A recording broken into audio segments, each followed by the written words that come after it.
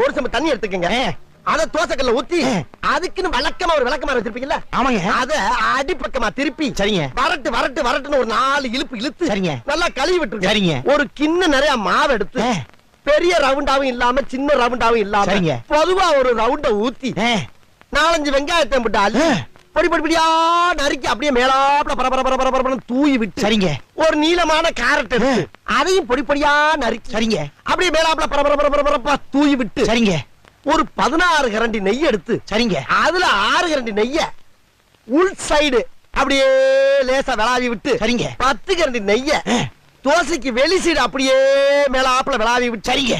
இட்லி பொடி இருக்கு பாத்தீங்களா, அத அப்படியே அள்ளி மலை சாரல் மாதிரி அதையும் மேலாப்ல பரபரன்னு அப்படியே பேய விட்டு, சரிங்க, பொத்துனாப்ல அப்படி ஒரு பரட்டு இப்படி ஒரு பரட்டு அப்படி பரட்டி விட்டு அப்படியே ரெட்டி கலர்ல முருக விட்டு அழகா மடிச்சு கம கம கமன்னு ஒரு ஊத்தப்பத்தை எடுத்துட்டு